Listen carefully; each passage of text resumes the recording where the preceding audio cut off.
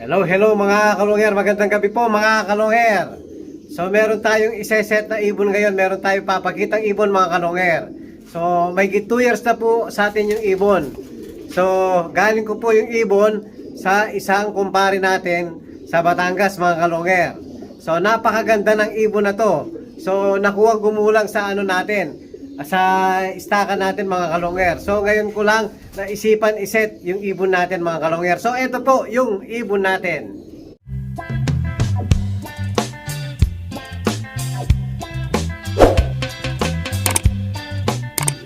Hello mga kalungher. So ito na po, ipapakilala ko na sa inyo yung ibon natin mga kalungher. Ayan, medyo madilim po sa pwesto niya.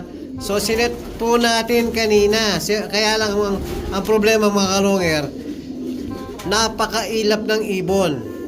So susubukan natin bigyan ng kapares kung papares yung ibon mga kalungher. So papakilala natin kung anong bloodline ng ibon na to. Pagbasta nyo mga kalungher. Ayan. So ang pinakalolo nito mga kalungher, yung kay Idol Jimmy Gan. Ayan po mga kalungher. Si Tatang po, kung kakilala nyo si Tatang, direct niya pong apo yan mga kalungher. So ang sir nito, ang tatay nito mga kalungher, direct anak ni Tatang. So nabili ni paring Renz ng Batangas. Ngayon po binigyan tayo sa naging anak nung nabili niya. So ito direct po, bali apo ni Tatang mga kalungher. So inbreak po mga kalungher. So yung tatay nito, anak direct ni Tatang.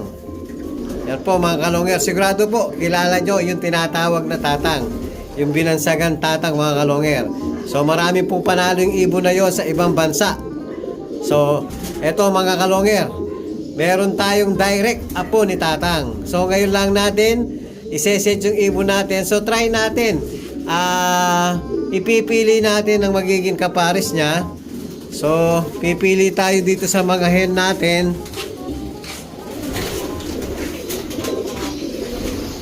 Ito, mukhang ready na yung ibon natin. Ito po si original na Kuipers. Yan, Bobet line po yan mga kalungher, kay paring Bobet. Yan po isa sa mga makukunat nating ibon. Pag Kuipers po. So, pag hindi po maaris dito, try natin yung full sibling ni Solo Sola, yung Abier Clacker natin. So ito po. So bali ang kapares natin, ito yung kalak breed ni Abier Clacker mga kalungher. Kaya lang binayak ko na dahil nga ang nagiging anak nila puro isa lang po ang napipisa.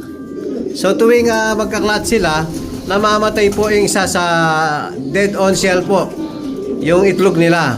So siguro dahil masyadong malapot yung dugo nila, kaya tuwing mamimisa, tuwing papisa na po mga kalungher, yun namamatay sa loob ng shell yung isang sisiyo mga kalungher. So laging isa lang napipisa.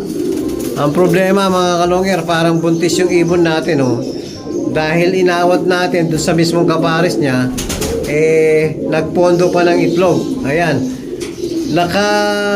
Naka-imbose po yung sa may puwitan niya, sa may likuran niya. So ibig sabihin, nagpondo pa yung ibon natin. Maaring yan mga kalungher, pag linabas yan, may pondo pa. Magiging pa yan, magiging fertile pa yan. Dahil nga, nagkapondo pa. Pero yung susunod na itlog, sigurado wala nang pondo yon, hindi na magpe-fertile yon.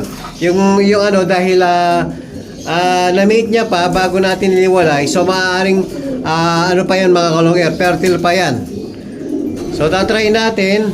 Try muna natin to.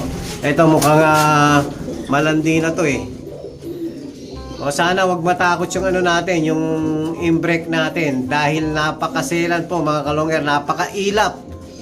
So itatry natin tong ibon na to. Ulin ko muna mga kalungher. So hello po mga kalungher. Ayan. Hawak na natin si Opal Kuipers mga kalungher. So Tacloban finisher po to. Huwag malikot. Yan, tatry natin isali yan. Yan, isa pinagsama ko na. Yun ang problema mga kalonger. Natakot bigla yung kak natin. Natakot si imbrek. Okay, itong hen mga kalonger, oh, mukhang malandi. So titingnan natin. Lalayo muna tayo ng konti. Tingnan natin kung babarako ba yung ano natin, imbrek natin. So ayaw. Mailap kasing ibon na to mga kalonger. So, karinyuhin mo na. Dapat mga kalonger, oh. Ano bang gusto mong kulay? Yung hen mga kalonger, mukhang pumapares eh. Ayan, oh. Pumapares po yung hen natin, yung opal. Yan, Tacloban finisher po yan mga kalonger. Try natin kay imbrek. Kaya lang, yan ang problema natin mga kalonger, natatakot. So, papatayin muna natin yung video. Dahil naiilang siguro sa ilaw mga kalonger, titignan natin kung papares. So, babalikan natin yung mga pinagpapares natin mga kalonger. Hello mga kalonger.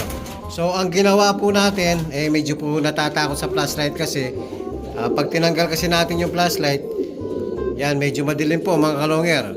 Natatakot po. So, tiyaga muna tayo sa medyo madilim para hindi matakot yung ibon natin. O, baba ka muna. Ayan. Para makita mo yung magiging asawa mo. Sobrang ilap kasi ng ibon na to. So, ang ginawa ko mga kalonger, nilagyan ko muna ng divider. So, hanggang bumara ko yung ano natin, yung break natin. Yun nga, hanggang ito, gustong-gusto naman mga kalonger. Pag bumara ako, sigurado, papares yung hen natin. So, bibigyan natin hanggang 2 days na may divider mga kalonger. Pag hindi pa talaga pumares, so, papalitan natin ng hen. Yung type niya. Or pwede siguro, pakawalan natin dito sa may hen. Ang problema, hindi natin makukuha yung gusto natin ipares sa kanya. Puro hen itong mga to, mga kalonger. So, try na lang muna natin. Siguro yung ano, hanggang 2 days siguro naman, magiging territorial na to mga kalonger. Ayan, si Apo ni Tata. O, para sayang naman kasi ito, subok na natin ang linyadang Kuipers mga kalonger.